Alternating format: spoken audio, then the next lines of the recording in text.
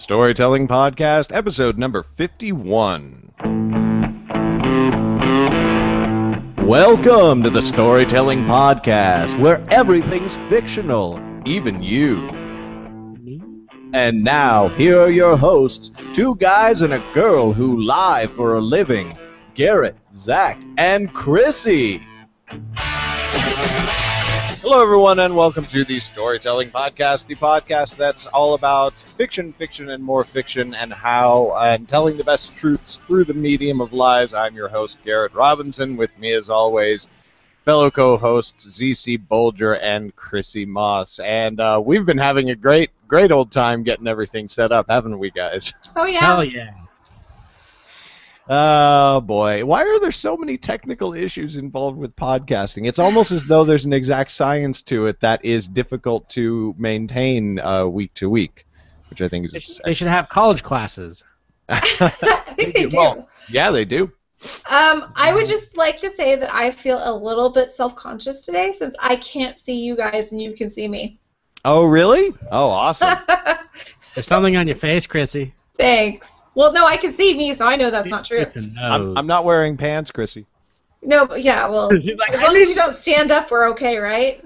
Yeah, exactly. For anybody who watches the show live on YouTube knows, I'm never wearing pants. You don't know, man. You don't know. Isn't that the good thing about being a stay-at-home worker? You don't ever have to wear pants again? Never if I don't want to. Ever. It's the best thing in the world. So who's got weekly updates? I've got some, but I never like to go first. Oh, by the way, sorry to all of the people who pay attention on Twitter and everything. Amanda Bynes was going to be our special guest host for the evening. She couldn't make her webcam work, and her microphone was all crappy. So we bailed on that, but hopefully we'll have her on a future episode. Weekly updates. I just bought a shit ton of clothes. All right. Okay. Weekly Relevant. updates. Ninja Bread Man 3 is going well. I heard that someone has not read Ninja Bread Man 2 Beats. No, I haven't yet, but I am. I'm doing it as soon as I send out Rebel Yell for beta, which is imminent. I got. Well, that's my weekly update. I'll save it. Yeah. But- Well, that's good though, because honestly, there's a couple times I'm writing and then I'm like, oh, I said this in Ninja Bread Man 2. I'm gonna go change that, you know, so that it would match up with 3. So that's kind of fun, getting to write the third without having the second published or anything, and getting to go back and change things so they match up a little bit better. I mean, Right. Because there's some characters that I was just like offhandedly using, like Jack Be Nimble. Mhm. I was just throwing him out there with just like a random line. I'm like, then when it came to Ninja Bread Man 3, I was like, wait a second, he could be a great character. Okay, I'm going to go throw somebody else in that line, and I'm going to take him out. So, Awesome. yeah. I do like the whole thing of even if not writing necessarily a whole series before you publish any of it, of having that where it's like you're working on the third book, but the second one isn't done yet, so you can go back and make changes. Right. Actually, on like my big epic fantasy series, that's like however far down the road it is, I want to have. I actually want to have the whole thing written before I do start publishing, and like, I don't know, like I've had crazy ideas of just like literally release the whole series all at once, just like, but with no warning, no like do the Beyonce thing of just like Beyonce. Well, yeah, but like seriously, just like. Oh, I just released a fantasy series. A new book in a fantasy series? No, a fantasy series. 4 books. You should do a podcast called Doing the Beyonce Thing. Actually, in my Eversword series, I actually started with the 6th book, so I know where it's going, and it actually made writing the first ones that much easier. Oh, you know what would be so cool? Is if somebody wrote a series, they wrote the last book in the series, and then every subsequent book in the series, it was like Memento style, like each book worked back and before. Holy crap! I fully like. If anybody wants to do that, I give you that idea. I might do it too, but like. Oh man, I just want to see how that would work out. So cool. I used Memento like last week in a tweet saying that if you're having trouble writing, start from the end and work backwards and memento that shit. And someone's like, dude, that sounds like an incredible idea. I'm going to try it. Fantastic. So, should I give my update? Yeah. What's your update? So I had a fantastic day of writing yesterday, and I got like 4 chapters done in my novel that I'm completing, and it's really close to finished. And then I just do another once over before sending it off to an editor. Mm-hmm. Then I discovered that my desktop died, like crashed and burned, irreplaceable, irreparable. I have to get a whole new motherboard because it's shot to pieces. And so, in order to be here with these lovely people, oh yeah, everything's backed up on a USB and on Dropbox and a few other places. So I didn't do that twice. Nothing's for the lost. First 2 Danny Calloway's. Yeah, nothing's lost. It's just that it's really difficult to edit right now because my copy of Scrivener on the laptop, the ancient as all hell laptop that doesn't really work, is I don't have a full copy, and I ran out of try-me's. And the registration code I have for Scrivener is on my desktop, which doesn't work. So I could buy it again, I guess. It is only $40. Yeah, well, Hey, 20 donate. since I completed Nano. And donate to Fiction Unboxed before the thing ends, and you get a free copy. I did donate to them, and I just didn't get the high enough level to get that because I already own every single one of their books. How many days have they got left on that anyway? Couple, just not very many. I don't think I mentioned it on the podcast, but I remember I went on Twitter and I was like, "Oh, look, they got the Kickstarter up. Awesome! I'm gonna go help out the boys." And I pulled it up, and they were at like $19,000, and I was like, they were funded. "What the hell? It's been 5 hours. I'm not giving them any money. They don't need it." You mean you didn't give them any money? No, they didn't need it. What do they need my money for? That's a thing. I put in $5 to get the ebook and also to help. It's like, I was like, I want to help and do the ebook thing and everything. Mm-hmm. But I did the $39 one where I can get access to all the videos and stuff. I just don't get to participate. Awesome. Yeah. Well, the participation thing, like, I understand. I feel like, here's the thing. I feel like the 3 of us, to one degree or another, I'm not saying that we're like all the exact same, but the purpose of the Kickstarter is to teach people who are having trouble with the ideas and with the actual writing process. And I don't feel like that's us. I feel like it is extremely... I don't think it's you two. I think it's a little bit me because I need a kick in the pants to get me to go faster. No, but I mean, like, how many things you've... faster, sure, but actually the point of it isn't the faster, it's the at all. Because, like, how many things you've written and actually published and have out there compared to the majority of the SPP community, awesome community as it is. There's, like, the reason they did the campaign is because so many people are like, I don't understand how you do it. And it's like, oh, well, here, that's... Sit in a chair and type on the typewriter until you get something worth, publishing. I did a guest blog post, actually, on writer productivity on eatsleepwrite.net, which is actually the, like, official website of this Facebook writing group that I'm part of. And I contacted the guy who runs the website, and I was like, would you be interested in guest blog posts? And he knows me because I'm, like, active in there. And he was like, yes! So I gave him a productivity one, and it was kind of underhandedly aimed at the people in the group who are that type of person where it's I must rely on my creative muse and da-da-da-da-da. And the whole post was just like, I hate people who say things like this. And here's what you actually do. Yeah. I've run into so many of those people. And the other people I run into are the ones who say self-publishing is lazy. Right. It's exactly. lazy because you don't want to do the work of getting published. And I was like, what are you talking about? Self-publishers, we have to do all the formatting, we have to do all the editing, we have to do all the cover designs and all this other stuff, or we have to pay for it. How does that make me lazy? Right. We're not just sitting around waiting for somebody to get back to us, hopefully. Yeah. Such bullshit. Bastards. Excuse me. Welcome to the nice and clean self-publishing podcast, or Mother whatever we are. lovers. Hey, Buddy Got showed up. He said, "What's up, SDPers? What's up, buddy? Good to see Hey, you." bud. Hi, buddy.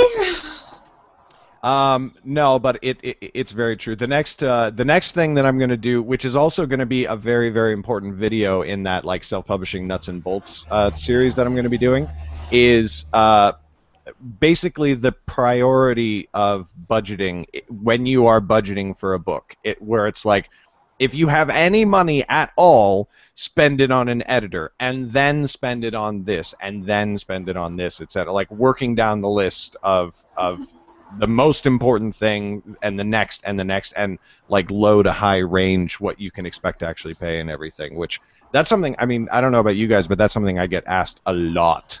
Like, how much does it cost? You know. Anyway. Editor and cover design being second, and you can get good covers from really cheap places. Well, you can get fair covers. Yeah. I can't wait till I do my first, because I want to get up to the point where I can do 99 designs on every book. Every book, just like go in, here's my cover, I want to do this, and nail that. But obviously I'm not to that point yet. But like that process just seems really cool. I can't wait to get into it. I've found some other places that have some awesome designs also. My only concern is that they don't take the design down once you use it, and they have it up available for other people to purchase it also. Yeah, that's annoying. Yeah, and so you have to be really careful about that. You guys should go check out lousy book covers on Tumblr. I've seen that. It's awesome. I follow them on Tumblr. So amazing. So amazing. Oh, there's been a couple I've disagreed with. I haven't heard of them. They are basically book covers that are made by the authors, but they're just the worst thing ever. And they're actually up on Amazon. What was I gonna say? Oh yeah, they've got a ton of them, and like they even got picked up by BuzzFeed. Like BuzzFeed did an article on like the worst book covers ever, but it was taken from that blog, like with an acknowledgement to the Tumblr blog. IO9 did a thing on them too. That's amazing. Yeah, they've been all over. And I've seen a few that I disagreed with them about, but the majority of them are terrible covers. Yeah, there's a couple that are like, "Oh, your daughter drew this." Like they're so bad. Yeah. Your 9-year-old daughter drew it in crayon. What's funny is that now anytime somebody says that, I'm always like, well, actually, our friend Christy has a daughter who's actually a good artist, so that like that. She's not 9. Isn't your daughter like 10 or 11 or something? My daughter's 19. What? Yeah. No. Okay, I'm thinking of somebody else then. Clearly. Yeah, my daughter who does the anime art is 19. Okay. Wow. She's the one who did the mural for your art contest with all the pictures. Which was awesome. Yeah. And now I'm an asshole. How are you an asshole for saying she's gay? Do that. Well, because I said she was 9. It's like, I don't care how glowing the compliment is. If you are a 19-year-old, you don't want anybody thinking you're 9 years old. Well, it's a good reason. She's away at school. She will never hear it. Huzzah. Speaking of cover design, though, I have completely redesigned the cover for Touch. Touch Trilogy, my first trilogy of books. Redesigned the paperback, and that's going up and should be online shortly. Because, basically, because as soon as Rebel Yell is done, and Ninja Bread Man 2 and 3 are done, one of the projects that I want to be running in like concert with my other projects is basically developing the feature film script for Touch. So it's like I wanted to rebrand it, relaunch it. I'm probably going to go through and do a whole new edit of the book, so it'll be like an official second edition, which is like ooh. But that's pretty cool. So keep an eye out for that. I'm doing a new thing on my newsletter now, which I did for the first time last week. Of basically, I just said in my newsletter, hey, I've got 2 autographed copies of Midrealm. first two people to answer, first two people to write me and say that they want them, I'm gonna ship them to you. And I got like 2 emails back within like half an hour. They were just like, seriously, me? So I'm probably gonna start doing that. I'm probably gonna start doing that once a month. And so next month I'll do it with the brand new Touch Trilogy paperback, and then the month after that I'll probably do it with Rebel Yell, a couple of hardcovers or whatever. So that's fun. a I fun might thing. Feel that. Yeah, Speaking totally. of which, Yeah. I did set up my newsletter, so it is available if anybody wants to join it. It's on my blog. Did I already sign up? Yes. Good. Okay. Awesome. I didn't. No, you did not. Whenever a friend signs up for or starts a new newsletter, they're always like so timid, and they're like, "I have a newsletter," and I'm always like, "Sign," just because I like giving that little boost. It's like, and I don't mind getting emails from friends. It's funny because when I did my newsletter, I was like, okay, you better sign up or you guys are all being unfriended. Right. Well, that's because you're a jerk. He's an asshole. What does this one sound like? That's kind of appropriate. That was amazing. I'm just learning what all these are. Other update for me, I got a new paperback proof in the mail of Rebel Yell. So this is what the paperback is going to look like. There's a little bit of yeah, so much better, right? There's a little bit of bleed over onto the spine. Right. That's annoying. Where did it That go? looks great, Garrett. Chris, But this is actually the first draft of the book. So it like my last one, my last proof, it's basically just filler pages. But on this one, it's actually the book. So there's the lyrics in there. It's like it's my first draft. I'm very excited about it. So that is rolling forward. how long does it take you to format a book, a print book? Does it take me? Yeah. It's variable. I mean, probably a couple of hours. I should send you the Gingerbread Man. So Yes, you should. I got my Because I new. started it. I never got. Hold on, Chrissy, yeah, hold that up. It doesn't look. Hold on. It looks awesome. Wow. I got it. Yeah. That is amazing. Is that a proof or is that up on Amazon right now? Yeah, it's up on Amazon right now. This I'm gonna have Okay. to buy that. That looks My fucking great. If you're on I the love audio, this cover. I absolutely love that picture. It's just fantastic. if you're on the audio feed, Chrissy is holding up her new paperback edition of the Forgotten Ones, and it looks freaking awesome. So go check that out. That's on Amazon right now. Awesome. That's super impressive, Chrissy. That's really amazing. Thank you. I was working on a new edition of the Small Bites with a whole bunch of color pictures inside. Then my computer crashed. So next month. That's awesome. Well, I've been Oh, trying to get Gingerbread Man into print for a while. I started formatting it, and then Oh, you mean the first one? yeah, I started formatting it, and then never finished it. I think we should wait on the. I think we should trilogy? just do the trilogy. Yeah. I was thinking of doing them small, like we did with Realm Keeper individual episodes. But like, dude, the trilogy as. I mean, we could do as- we could do it as a trilogy as well, but have the individual. Yeah, but like the trilogy is going to be this thick, Mhm. like it's going to be actually skinnier. I just think that I don't know. The episode, yeah, we could. I see what you mean because the episodes appeal to certain people. So yeah, we could give it a shot. I don't know. Yeah. Whatever, we'll figure it out. Anyway, Raise raise your hand if you're looking forward to X-Men. I know. I'm so excited. What do you think about chanting all over your Tatum? Yeah, Chrissy, did you hear about that? Are you an X-Men fanatic? Yes, I am, but I have no idea what you're talking about. Channing Tatum was cast as Gambit for the next X-Men movie. Who is Tatum? Channing Tatum. Who is You know he? who Channing Tatum is. You're female. Don't pretend you don't know who Channing What else Tatum has he played as? He was Magic Mike. He's been in like a bunch of random action movies. He was in G.I. Joe. He was in G.I. Joe. I just watched the second one recently. It Oh, wasn't as bad as I thought it was gonna be. Right. He's 21 Jump Street. Yeah, Never 21. saw that. He was in a Nicholas Sparks I've never movie. seen. Oh, he was in Step Up, the first one. That's where he got his break. Yeah. Oh, okay. He was the lead guy in that. Okay. Yeah. I think he's a little bit too bulky to play Gambit, so he needs to thin out a little bit, but he could do pretty well. I thought Norman Reedus would make a kick-ass Gambit. Oh. Garrett's just jizzed his pants. I have always And loved Chrissy doesn't know who Norman Reedus is. No, I have no idea who any of these people are. Get it. Norman really- Reedus is I in The just Walking Dead don't- and is in Boondock Saints. Okay. I Get love out. Boondock Saints. That's an awesome movie. He's the ratty looking one. He's the one who's Okay. not Sean Patrick Flannery. Okay. That See, I would know be that amazing. name.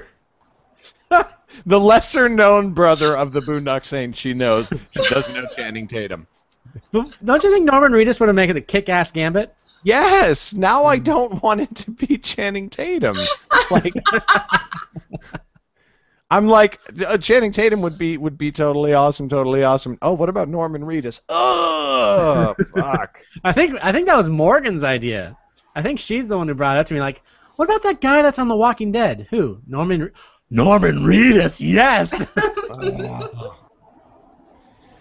Oh well. we should have a petition.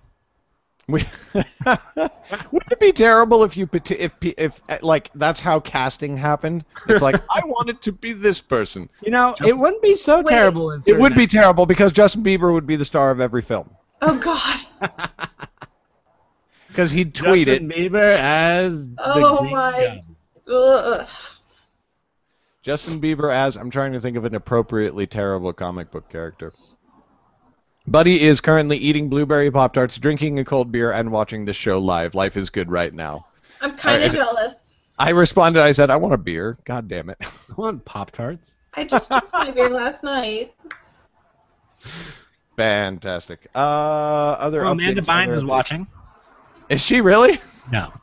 Oh, you know she is. You know, we've got 7 live viewers. She's one of them. Hey, live viewers, why aren't you commenting on the video? We'll totally bring your comments up live and answer them on the show. That's probably why they're not commenting. Because they're all Amanda Bynes. They're all. She has 6 dummy accounts. You said her name and she came over here to see what the hell we're talking about.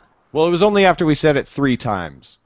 I posted it like 3 or Okay. 4 times and then kept deleting them and fixing the tweet. Buddy likes Chrissy's book. He said the book looks fantastic, Chrissy. P.S. He just signed up for your newsletter. Awesome. Oh, thank you. And Wade is the second person to chime in. He said, "Hello, buddy. A little STP action tonight." That sounds. Wow. Bow.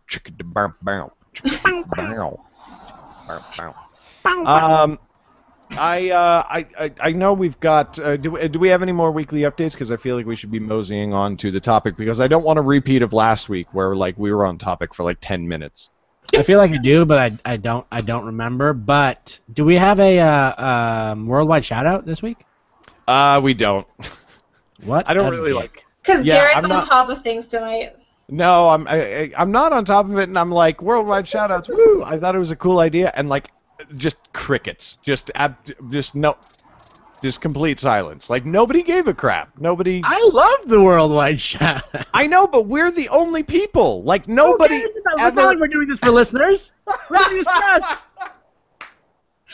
Well, We're then not you doing can this start for the doing people. them.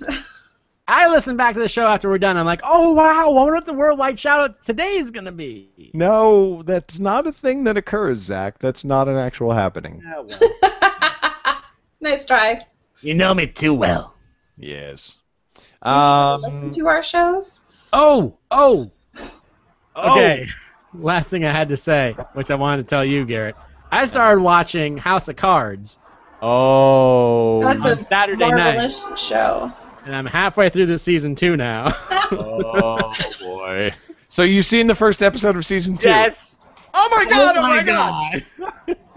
I was I literally need to finish watching. watching that.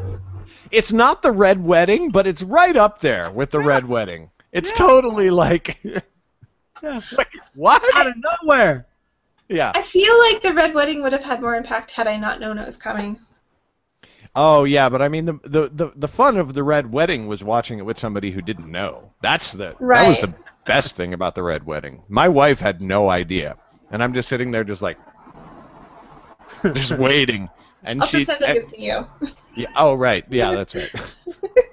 And she just freaked out. It was pretty epically incredible. I've Anyway, watched the people House of on Cards. YouTube. It's kind of awesome. If our listeners haven't watched House of Cards, go watch it. It's amazing. Kevin Spacey is amazing. Everybody's He's the best amazing, thing actually. ever. Buddy Gott said, Amanda Bynes is with me watching the show. She'd say hi, but her mouth is full. With Pop-Tarts and beer. With Pop-Tarts and beer, with Pop-Tarts and beer. Have you guys seen his latest Walking Buddy? No. No, I missed it this week. Is it good? Oh, yeah. It was only 3 minutes long, but that was enough. That's what she said. They were talking about bacon. Bacon's always a good topic. From the way she says it, I'm doubtful. They were talking about bacon. That's all I gotta say. Wade says worldwide shout out from Oregon. What's up, Wade? And Scott Richards chimed in. How's it going, fellas? Bonus points for Channing all over the Tatum. I want a Channing all over your Tatum. I think he'll make a passable gambit. Chrissy, yay book cover, yay newsletter. Yay. Oh, are we gonna, Well, thank you. Are we gonna are we what? gonna talk about the Batman pictures that were released? Oh, I don't want to. did you see the Bill Murray one? Yes, I did. Dave tweeted that. That was great. That was awesome. Best Yeah. Batman I like the picture new ever. bat suit. I think it looks cool. I think it looks like a fat bat. I think he looks fat, which is Ben like Affleck. okay. And he's supposed to be old. And he's supposed to be old, which I'm like, okay, if it's The Dark Knight Returns, Frank Miller, whatever. I think this movie is going to be really bad, guys. Oh, yeah, me too. Yeah. So it's like, so I see that and I'm like, okay, I can't bring myself Yeah, to but care. see, that's what I'm like, I know it's going to be bad, so I'm going, you know what? I actually like that for how bad the movie's going to be. I mean, after Dark Knight, are any of them going to be really that good? They could be. They could be. They could continue the storyline with another passing on the bat, symbol, suit, James whatever the hell they Bond want to call style. They could do it James Bond style, but Yeah. they're not at all. Well, that's what Beyond Batman was Yep. the new Batman. I love how the working title is Batman versus Superman, but I'm pretty sure it's not an actual versus movie. Right. At all. Completely. Yeah. So people are like, "Oh my God, they're gonna fight," and I'm like, "I don't think so." No. Don't Yeah. they in the comic books at one point, or do they not? Yeah, and Batman kicks Superman's ass. Well, of Beats the course, crap out Batman of him. kicks everyone's ass eventually. Yeah. Yeah, I can't bring myself to be excited about it at all. But hey, congrats to Ben Affleck. I actually think he's probably Jason Statham movies because they're so bad. yeah, but that's different. I'm like, dude, after whatever. I don't want to. It's coming out the same time that Avengers 3 is coming out, I think. Well, that's no, the Captain worst America 3. decision Captain America 3, ever. Captain America 3, and Batman are coming out on the same day. Batman. That's first. the Still haven't worst seen decision they could possibly Winter make. Soldier. Yeah, neither have I. I feel bad about it. Good. Me too. Some things. Anyways, let's migrate to the topic, shall we? We should, but we should totally have a superheroes like Marvel DC show. Because I could talk superheroes all night long. Yeah, but we could literally talk superheroes all night long, and I don't. Yeah. Actually, you know what? Let's do it. Let's And do we it. should dress up. Let's do it. Dressing up is optional, but Chrissy and I will drink. We'll resurrect. You remember the drinking game episode way back in the day? That was one of the best things that ever happened. So we'll do that. That was How's fun to watch. I would love to participate. Hell yes. I will only drink if you guys dress up. You'll drink if we dress up? Yep. I don't have a Oh. superhero costume, but I do have a Winch's outfit. But we have to schedule it. We'll have to Yeah, we'll schedule it in advance because I don't have a costume. I'm not. I have a Spider-Man mask. Oh God. No. If we're talking about dressing up, we're not just no mask. No, you need costume. No, I know. I'm just saying I already have a mask if I'm going. Okay, good. You're gonna make the best Spider-Man ever. I need another beer and a Pop-Tart, please.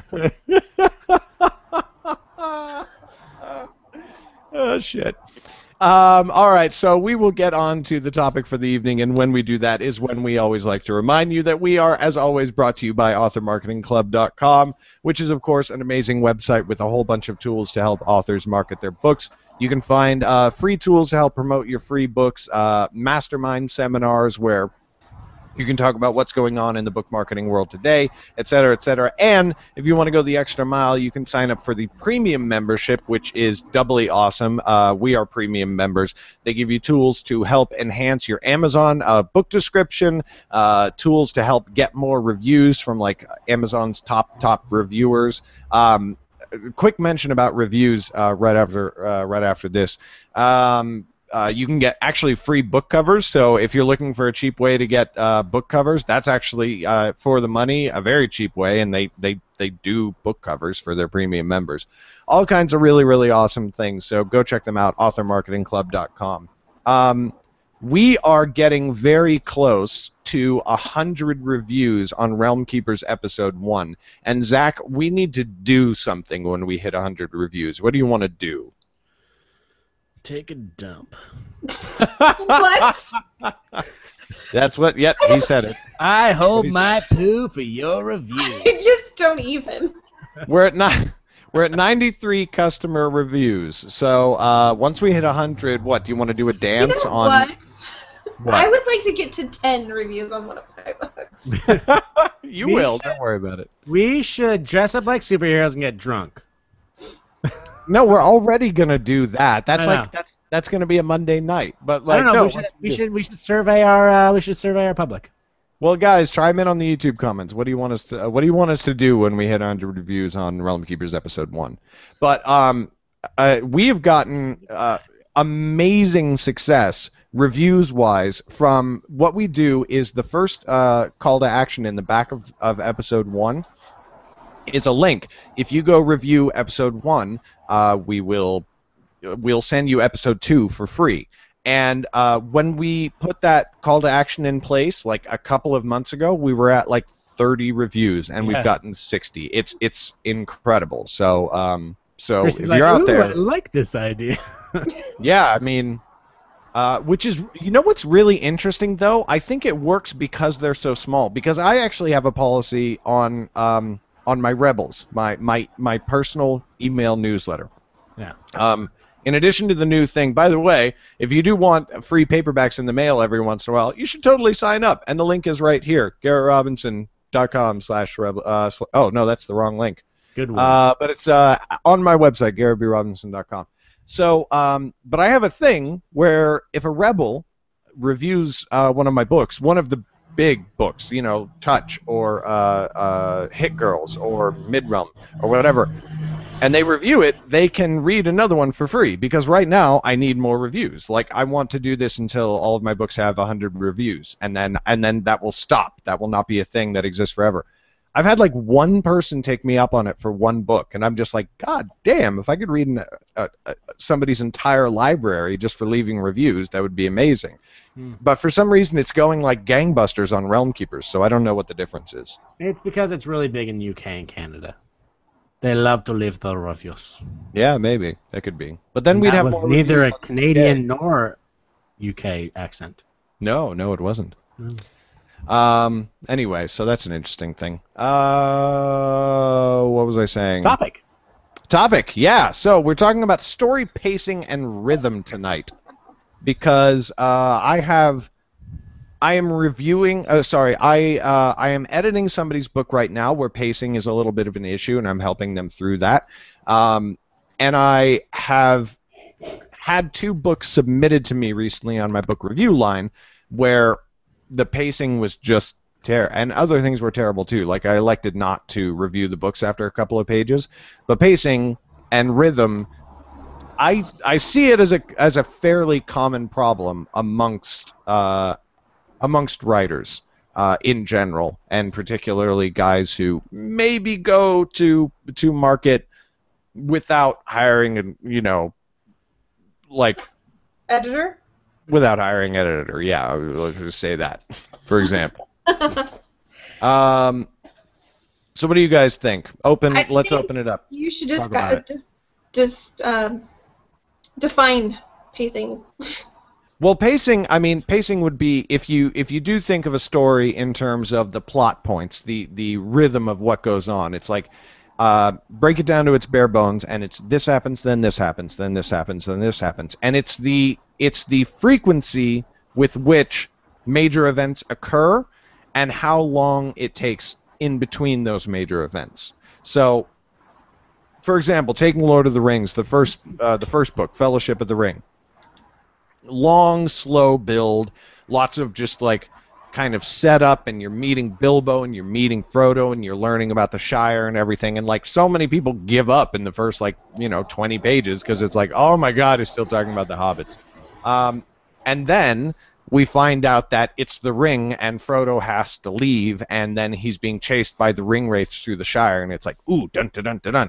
So then there's all that chasing, and then they hit the inn, and everything kind of slows back down again. But then they meet Aragorn, and then now they're being chased by the ring wraiths through the countryside again. Ooh, exciting! And that happens all the way until they hit the Council of Elrond. And the Council of Elrond is the one part of Lord of the Rings where I'm like, as a storyteller, I'm like, ooh, I see what you were trying to do there, but the Council of Elrond is a little bit of a mess. It's like 30 pages of just 10 people sitting in a circle just bitching at each other. Which they distilled into like 10 minutes in the movie. Right, which like even that, the filmmakers were like, this seems really long, but it worked. They made it work.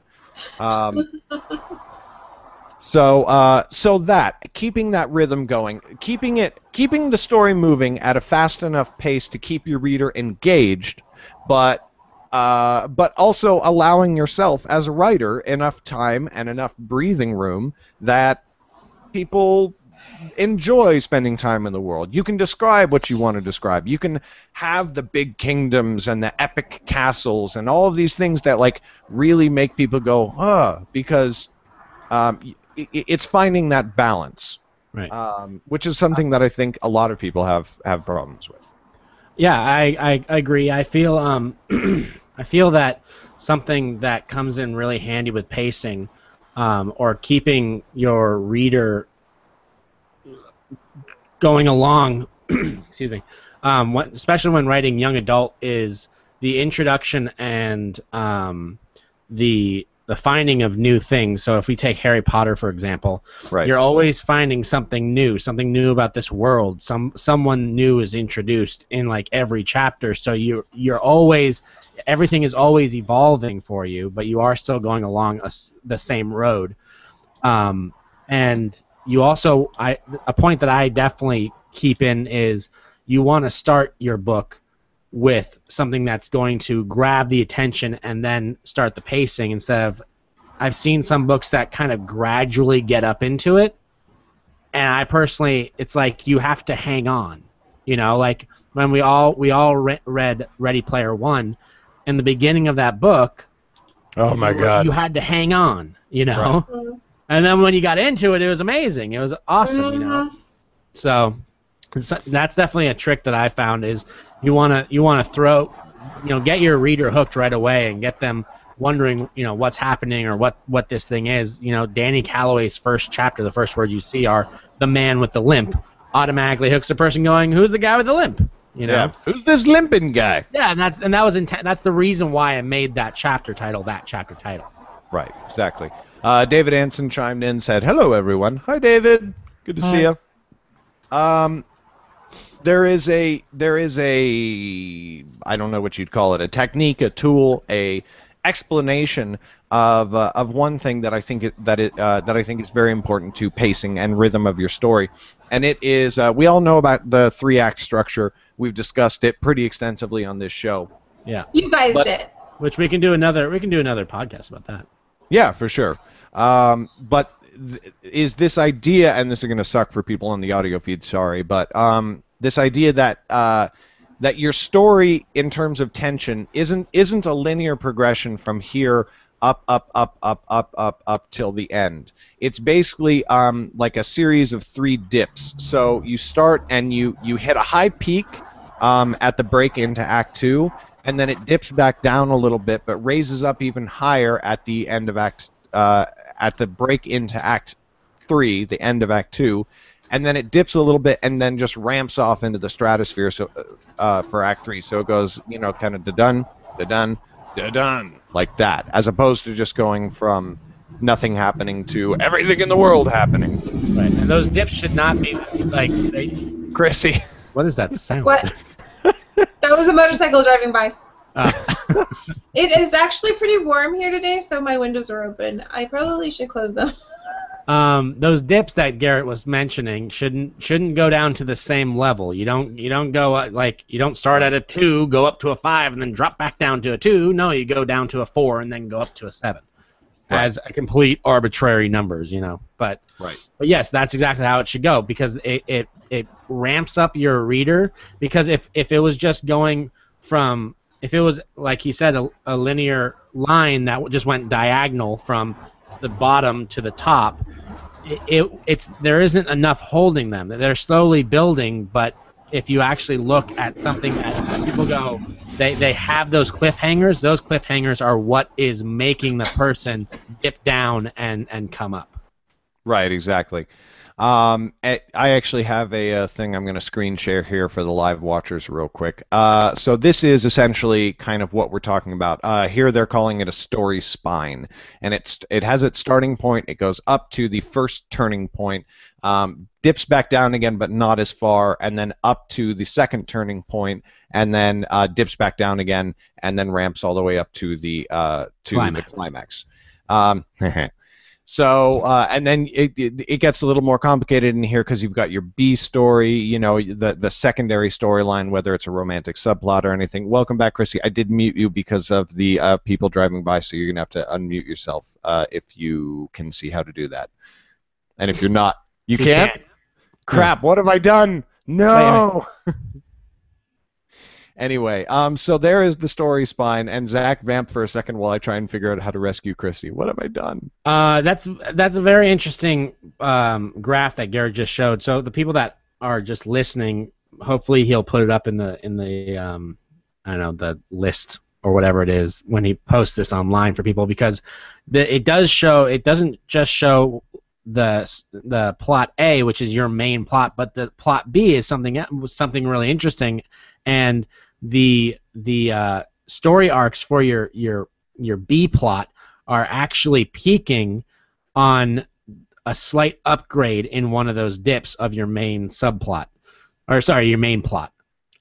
You'd have to see it. It's really hard to communicate just over vocally, but you should check it out. Hopefully he'll put it up on the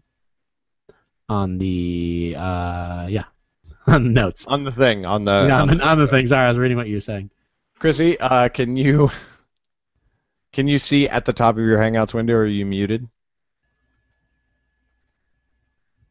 No, I can't hear you. I am a freaking terrible person. Can't you put your cursor over the top right of her small thingy, click that, and then hit mute? Yeah, but the only option I have is mute. Yeah. So I tried clicking that just in case, but no, it's yeah. Try ignore. Try eject. Oh, she gave me the bird. The bird. The bird. Chrissy, just close your thing. Do it. We'll deal with your. Oh, she's gone. She's like, I'm out. Screw this. Anyway, if you put that back up, I was talking about how the subplots are actually peaking in the middle of the dips for the main plot, which I thought was right, to keep a sort of rhythm going throughout the whole thing, so that even when something isn't necessarily happening on the main storyline, you've got your B storyline happening as well to maintain reader interest. Exactly.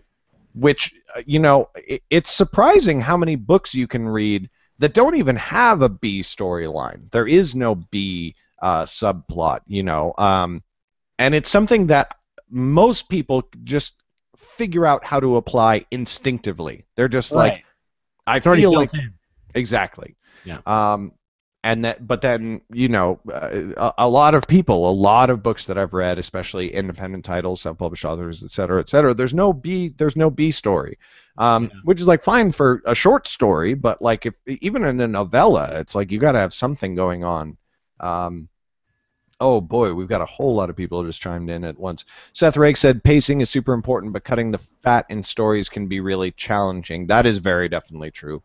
And then the Walking Rob said hashtag late night. Don't know who the Walking Rob is, but hi. Chrissy, we cannot hear you. Oh, now I'm an asshole. I mean, well, asshole. I'm still an asshole. What have I done?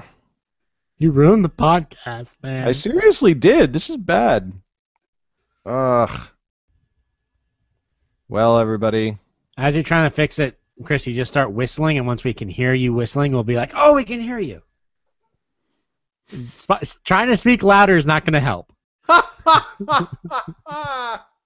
Yeah, yelling at the microphone is not going to help. I'm gonna, Chrissy, pop out. I'm gonna try sending you a new invite. Oh. Anyway. And now she muted herself. Okay, so new invitation sent.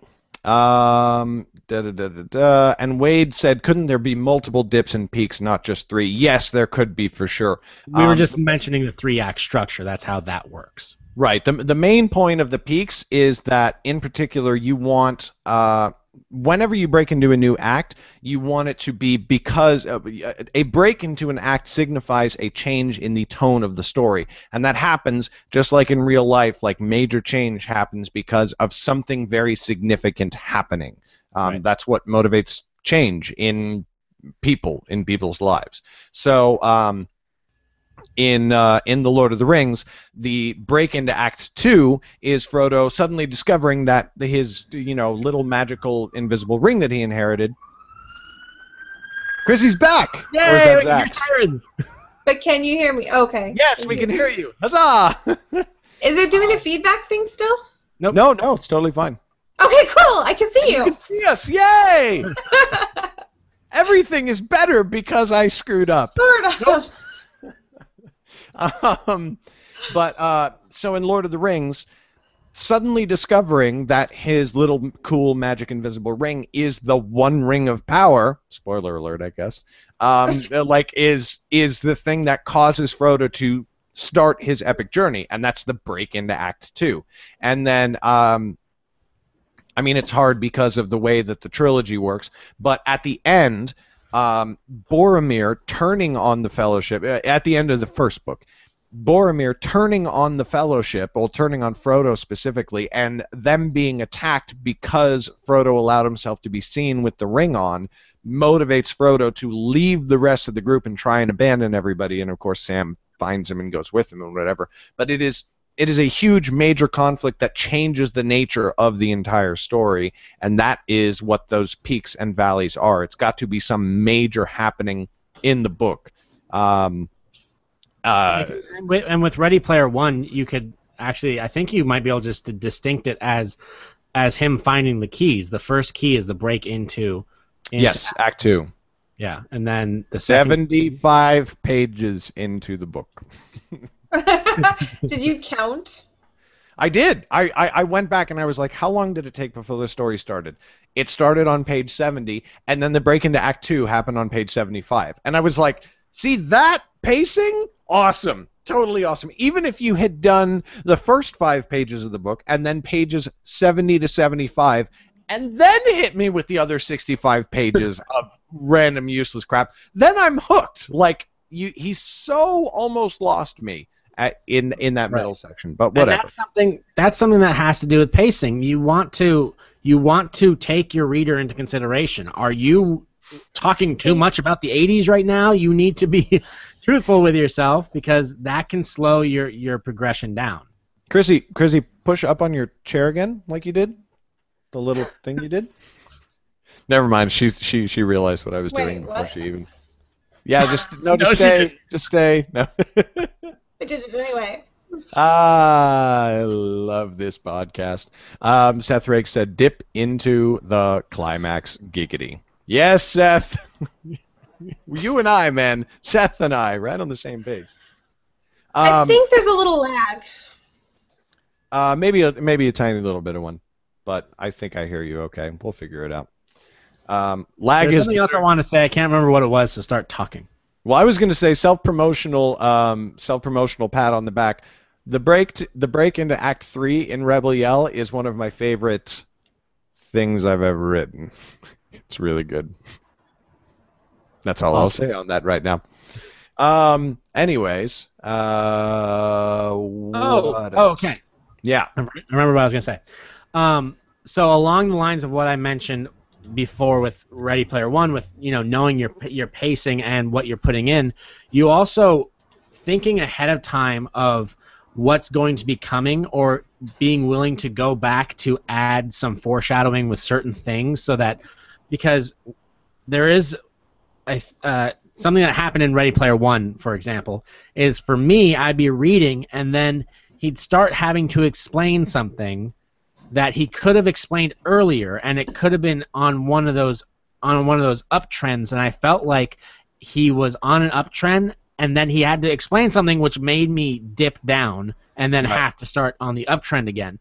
And you don't want that to happen. You want them to be you want it to flow, and that's something that you need to take into consideration. If you go, okay, I have never mentioned Jack Be Nimble in this chapter, or in the books before, I'm not going to explain his backstory right now. I want to put some foreshadowing beforehand, so it's not suddenly like, oh, we have 14 pages of backstory of Jack Be Nimble, Yeah, totally. And the point is that you can take your time with things. All of the great writers did. Depending on who they were, they took more or less time to explain things and set things up and story and whatever. But like, when you've got things, and this was something that we went over specifically on Danny Calloway, there were a few moments where it was like, dun dun dun dun dun dun, dun, and it was like, yes, oh my God, yes, what? And then there would be some thing that stalled it for whatever reason, a good reason or a bad reason or whatever, and it was just a matter of not even removing it, but moving it to a more appropriate place. Because that's usually what the best solution is excuse me, if there's this spaceship battle and or battle that on was a spaceship. In Danny Calloway. Yes. In the original draft, spaceship battle. That's where you're taking that from. If you're on this, if there's some sort of gunfight and chase scene happening within a spaceship, and they're running through hallways and firing around corners and whatever, and then they approach this warp portal that the hero and the villain are going to dive through, chasing each other. Right. In the middle of that chase scene, don't stop to explain how the warp portal works. Find an excuse. Find an excuse to explain how the warp portal works. Or don't explain it. It just works. Well, no, I mean, I think that you can have it where, like, earlier in the book, it's like, what's that? Oh, it's a warp portal. If you step through that, who knows where you'll end up. Just like an offhand comment like that. And then when he's running through it, the hero can go, shit, it's that warp portal I got told about. Oh, well, and then dive through. But, like, don't, in the middle of the chase scene, don't stop to explain that. Actually, very similar to... what is it? The Order of the Phoenix, the Harry Potter book where Fern dies. Yeah. Basically falling through the doorway with the thing. Yeah. Yeah, that one. It's like they didn't go into detail after detail after detail about the doorway while the fight was happening. They did it beforehand, and they're like checking it out, and they're like, "What's that thing? It's weird. It's kind of scary." And da da da. And then in the middle of the battle, it's already established, and so pacing-wise, it's just like bam, and you're like, and that was when your soul started to die. Right. And Harry Potter is a great example of foreshadowing. In the first chapter, you learn about Sirius Black, and he doesn't show up until book 3 or 4. Yeah, it's great because then when they show up, your reader not only goes, he's introduced to a new character, he's introduced to a new situation, but he also gets to go, oh my God, this was the person they talked about 3 books ago for that one sentence. Right. And exactly. It just blows their mind, which I think is always fun to do. Mind blown. Yeah. Let's go. So that's things in terms of like story pacing and structure and everything like that.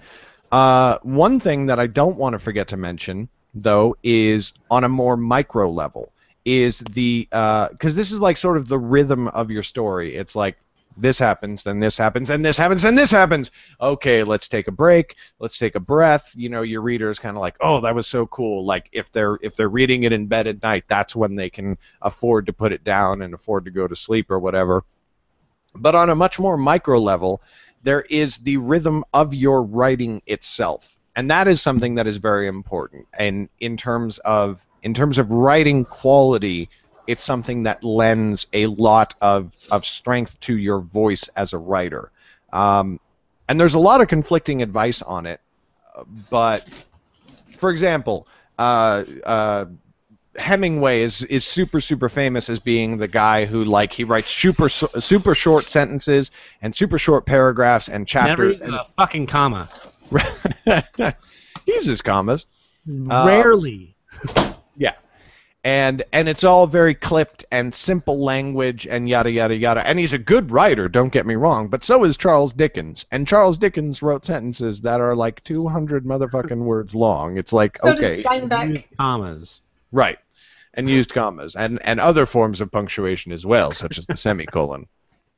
But Steinbeck was assigned to us that we had to actually find a really long freaking sentence in there. It was really easy because there's a lot of them. A lot. But the whole first sentence in what do you call it? A Tale of Two Cities. That's one sentence broken up with like 15 semicolons, and that's the one that starts off. It was the age of light. It was the age of darkness. It was the epoch of belief. It was the epoch of incredulity. I always remember that one because I had to look up epoch and incredulity. I never read the book, so. Oh, dude, Zach. Oh, you're missing out. Sidney Carton is one of the best characters in literature. He's just. I read David Copperfield. Wow, and you didn't read a Tale of Two Cities is like 50,000 words. It's tiny. I liked the David Copperfield. I thought it was a great book. No, but I'm saying it's like David Copperfield is like a this book, and Tale of Two Cities is like a this book. I know. Oh well. Oh well. Anyway, but rhythm of writing is something that I feel like a lot of people have trouble wrapping their heads around. Right. Yeah, I agree, and something I'll talk from a co-author view is that writers have different rhythms. Garrett and I have different rhythms. If you read Danny Calloway and then read Non-Zombie, you'll see how the rhythm is completely Exactly different, and the voice is different. What? Exactly the same. Joke. Anyway, but when we're writing, and the reason why we write Realm Keepers the way we write it is because it takes our rhythms and it basically kind of it kind of finds a middle ground, or more of a ground on his side since he does the fleshing. But what we do is we make it so that we don't, because a lot of people think that, okay, you're going to write this chapter and I'm going to write this chapter, or I'm going to write this character and you're going to write this character, but it wouldn't flow if we did it like that. Yeah, it'd be terrible. Yeah, and if you listen to previous episodes, you'll know how we write the book, so I'm not going to go into that. But that is the reason why we write the book how we do, by going from me to him to me to him, because it makes one rhythm and one voice instead of having really weird mixture of two different ones. Exactly. Quick note, Seth made a very, very good point. A very good point that I want to place a qualifier on. Cross-cutting between characters as you leave them hanging from cliffs can improve pacing and also make the story intense and suspenseful. More dialogue, more action, and less description is a good general rule to follow. You can make your dialogue do double duty and reveal small chunks of information and character backstories. true and a good point, except that I have seen authors do this terribly before, where they are on POV character number 1, and POV character number 1 is fighting a laser gun battle with alien invaders. And right as the alien invaders burst into the bunker and look like they're going to kill everyone, cliffhanger ending to the chapter, and they cut away to the politician who's negotiating trade rights. And then you want to shoot yourself in the head. And you're just like, I care nothing about this. You have and to. And you're like, flip, flip, flip. Next chapter. Right, and it can be a good break if all of a sudden aliens burst into the Senate hearings, and then we're back in the but like if it's just, you know, and I looked at him evilly as I realized he lusted after my daughter. Well, that's also your pacing. Think of your pacing. Think of your pacing on that first chapter. You're going boom, boom, boom, boom, and then you're getting the fucking politicians like boom. Oh god. It's a literal cliff. It goes up, Exactly. drop. It is a literal cliff. It's a literary cliff. Literal literary cliff. Don't write literary cliffs. Storytelling podcast. Anyway, what you were saying about if aliens burst into the Senate, that could be joining two areas together before you go into the main battle. Which is something. It could work. I'm just talking about like the cliffhanger cut to a different world is really shitty to do to a reader. You have to have continuity, something that joins those two parts together, or else it's just not going to work. Right. That can't be like, and then he saw a ring on the floor. Cut. New chapter. Hey, I wonder where my ring is. Oh well, let's talk politics. Yeah. Doesn't work that way. But going back to the micro level and your writing, variance is a very strong tool in making rhythmic flowing language. For example, just not having all of your sentences be super small and super simple and yada yada. Every once in a while, break out a little bit and have a compound sentence with a few different clauses and whatever. Like, if you do think of it in terms of like musical structure or whatever, which is actually something that's very helpful for writers to study, think of it as like a rhythm or a tune that goes da-dun, da-dun, da-dun, da-dun, da-da-da, da-da-da, da-dun, da-dun. It's like, that's more interesting than 5 hours of da-dun, da-dun, da-dun, da-dun, da-dun, da-dun, da-dun, and you're just like, God, shoot me in the face. But thinking of that in terms of Dickens, famous for extremely long, complex, convoluted sentences that are a pain in the ass to diagram, also had, you know, she looked at me and my heart swelled. He had those to break up the huge and then I thing and the thing and the thing and the thing. Whereas Hemingway, famous for the short staccato language, had occasional breaks into longer, more complicated prose and etc. It's that switching things up that makes things exciting, I think. Yes. Oh, Zach. Zach is writing dirty things in chat, everyone. I'm telling on him. Now I have to go look at chat. Yeah, now you do. So that's all very much about rhythm and pacing and storytelling. I feel like I went on a whole long spiel there and lost the audience. Obviously, my rhythm. I was writing things in chat. Uh-huh. But yes, damn it. Keep your pacing, you know, but you don't want it to be monotone. Like, if you run into somebody that has a monotone voice, you never want to speak to them ever again. It's just like, ever. Hello, how's it going? You know, it's like, oh my God. But somebody that is very, you know, fluctuates and, you know, has fun and whatever, even if they're not having fun, they're in anger, who cares? Every sentence that comes out of their mouth, it always sounds exactly like this. They say things over and over again, and you're just like, ah! You're making me angry, and you're not gonna like me when I'm angry. But that is not in terms of technical. I think there are more common problems in technical. People who don't know what a comma splice is, don't know how to use a semicolon or a colon or quotation marks or periods. Speaking of Garrett's podcast, vlog, but Those errors are very common. But in terms of quality, which of course quality is a very subjective term and it means different things to different people, but the most common thing I see in terms of quality is people who don't fluctuate their rhythm, who don't mix short sentences with long sentences. That's a very important thing that I think people could use more of. Also, just learning, like, in terms of syllable construction. For example, when you're writing poems that are also clues to things that are going to happen in your book. Just think of how as you're growing up, going through, learning to read and stuff, how your books will start to develop complexity. So at first you're reading see spot run, run. Same word, 3 words over and over again. Right. And then they add more complexity as you go. And so as a writer, we're doing the same thing. We're starting with see spot run, and we get better and better, add more complexity to our work. Right. Exactly. Now, something else that you guys need to watch out for is Garrett mentioned writing, like, riddles and stuff.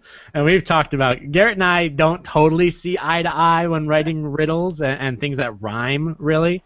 But we've gotten actually better with it with Realm Keepers. But something that I've noticed is when somebody's writing a song, the author usually has a beat in their head. You have to realize your reader doesn't have necessarily that rhythm or that beat in their head. So take that into account while writing, because there are some songs that are in books that I'm reading and I'm like, I'm singing this to Happy Birthday and this does not work. That's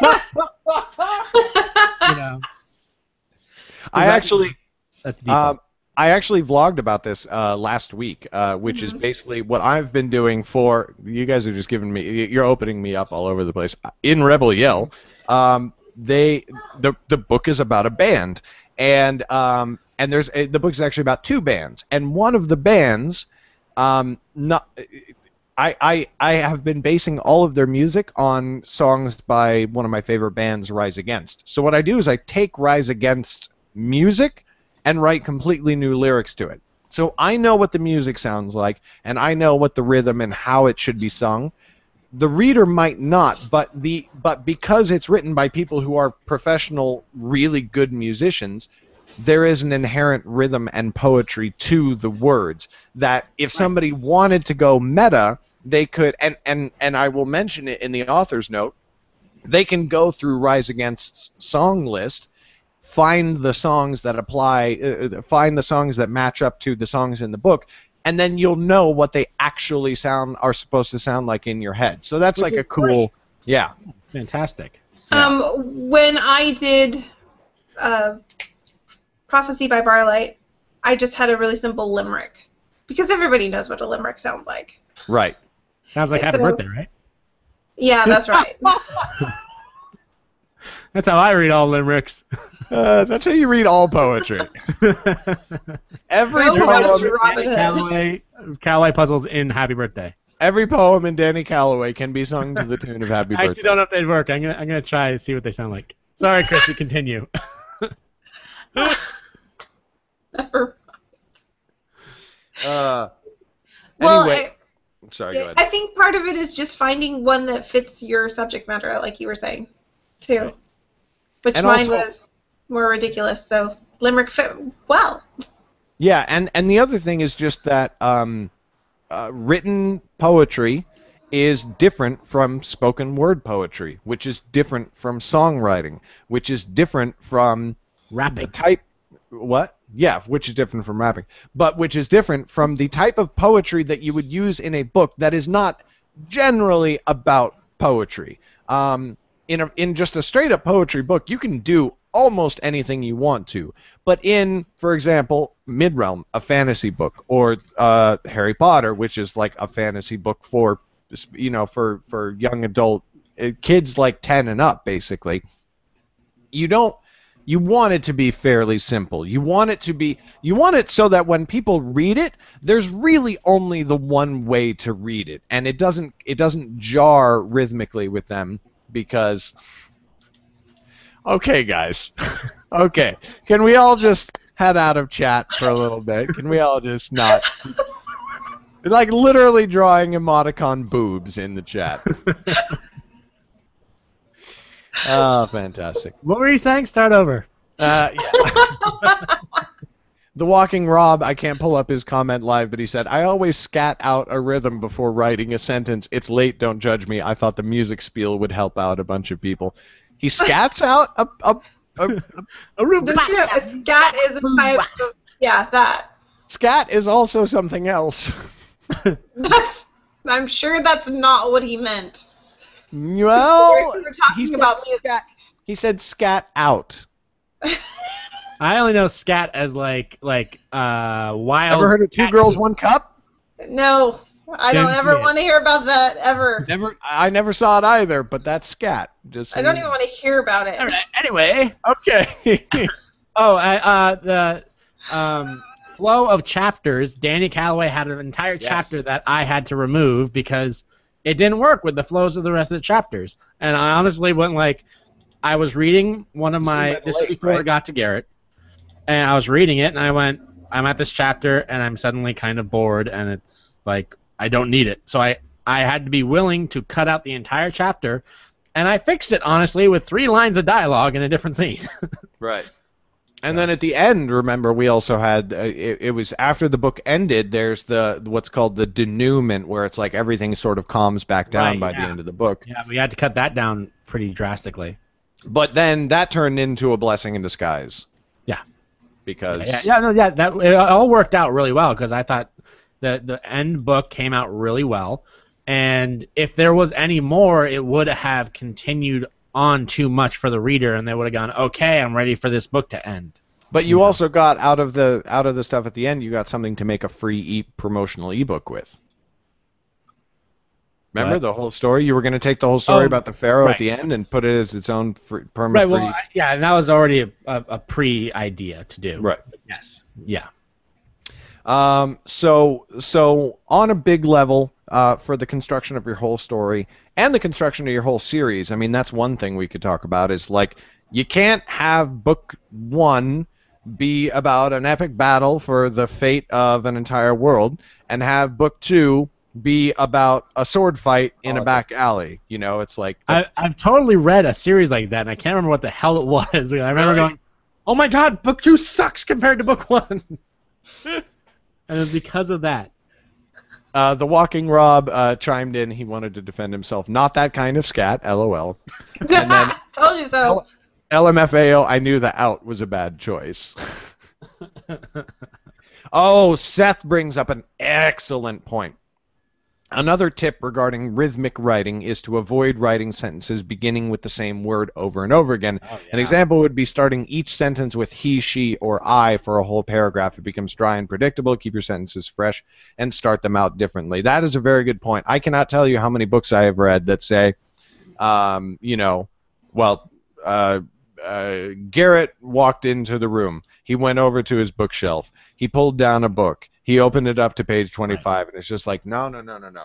Garrett walked into the room. He stepped over to the bookshelf, pulling down a book he hadn't seen in a while. Flipping it open to page 25, he found the passage he was looking for. It's like just immediately variance and rhythm and everything. It's just like you can listen to that. It's very listenable. Yeah. That's an awesome point, Seth. And another point that's kind of along the similar line is using words that over and over again. And obviously you have normal, your normal everyday words you can use as like and, the, I, he, whatever the fuck. But when you're using a word like overwhelmed, it's a very large word, and it's something that the brain or the mind will click on. And if you use it again, 2 sentences, even like later on in the page, a couple paragraphs later, it will kind of counteract, and it'll pull the reader out a little bit. And it usually happens more towards words that are unusual to use. So if you said something like anti-disestablishmentarianism, right? And then you use it. You got it out. The guy's going, why is he using this word so many times? And having your editor should be willing to go, okay, we need to change that, and that.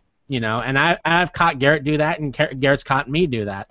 And it just pulls people out. Yes, Chrissy? Yeah.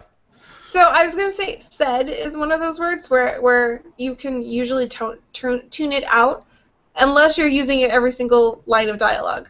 he said, she said, he said, she said. You don't need it. Right. Just drop it. You just have the sentence, they said it, you can figure it out. And most times, I mean, if you're clever, you can get rid of most dialogue tags, almost all. Like once, if there's only two people in a room, and guy named Steve and a girl named Haley, and you tag the first bit of dialogue Steve said, the next person who talks, you know it's Haley, and then you know she's that a it's higher back to voice. Steve. Right. But no, but like you know that, and every once in a while you'll come back, you'll add a tag again just to like keep it fresh in the reader's mind. But it's like it should also be clear from the way that they talk and what they are saying, because that is part of writing good character dialogue. And also, unless you have talking heads in a room, they're going to be doing things too. Like he put a drink on the table, and that can also serve as dialect text. Yeah. And Harry contemplated how smashed a cup along the wall. Yeah. Obviously, now he's in anger. Harry's got anger issues. Harry needs anger management. Harry Potter and the alcohol abuse. Harry Potter goes to AA. I'm sick of this shit, Jenny. I'm the boy who lived. I am the boy who lived. Now get out. Oh boy. I think our time's up. I think our time is. I think your time was up a long time ago. Yeah, we're a little bit over. We probably should have ended this before that occurred. Anyway. I don't know. I think that was the best part of the night. Pacing and rhythm, people. Study your favorite authors. Yes, study your favorite authors. Find out, study how they do it.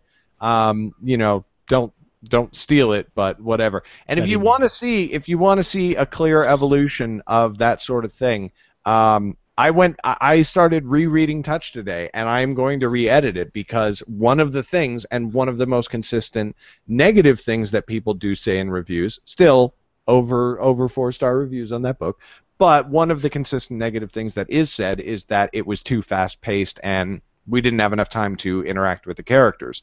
So that's an example of like where even we obviously continue to learn on this subject. So There you go. Definitely. And with that, I will call an end to this travesty. Good show tonight, guys. Thank you very much. And thank you to all of the live viewers. We had a whole lot of activity in the chat room tonight. We always love seeing that. I'm Garrett Robinson. You can find me at GarrettBRobinson.com. You can find Zach at ZCBolger.com and Chrissy at ChrissyMoss.com. We will see you next Monday at 8 p.m. Good night.